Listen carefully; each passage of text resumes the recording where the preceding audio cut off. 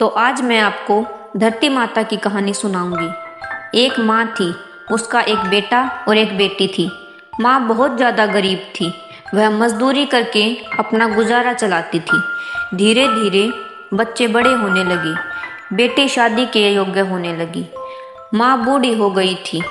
माँ ने बेटे से कहा, बेटा तेरी बहन बड़ी हो गई है, अतः तुम्हारे जैसा घर और वर देखकर उसकी शादी करना।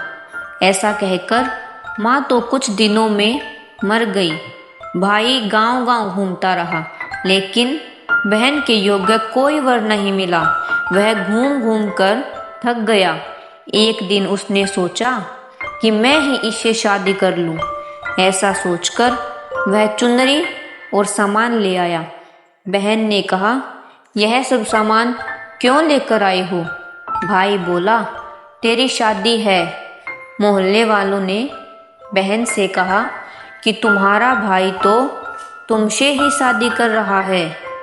बहन ने भाई से पूछा, मेरी शादी आप किससे करा रहे हो भाई? भाई ने कुछ नहीं बोला तो वह समझ गई।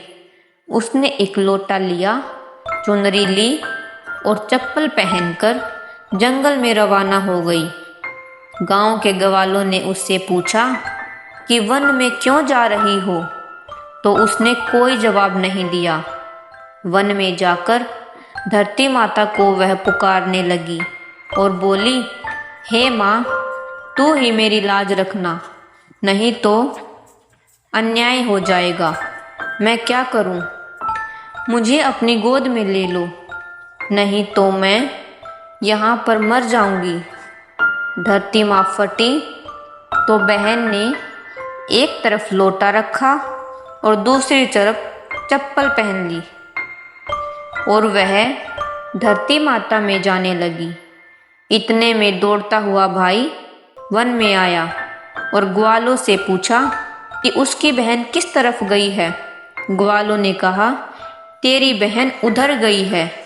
वह बहन बहन पुकारता हुआ दौड़ा तो बहन धरती माता के अंदर समा रही थी। थोड़े बाल बाहर दिख रहे थे। वह बहन के बाल मुट्ठी में पकड़कर रोने लगा, बहन तू सब के लिए धरती माता की गोद में समा रही है। मेरी तो बुद्धि भ्रष्ट हो गई थी। माँ का वचन निभाने के लिए मेरे जैसा वर कोई नहीं मिला, इसलिए ऐसा विचार आया।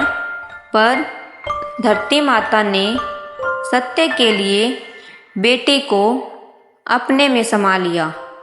वे बर्तन में हरे मूंग, एक लड्डू कुंवारी कन्या को दे देते हैं, जिससे धरती माता उनसे खुश होती है। तो बोलो धरती माता की जय।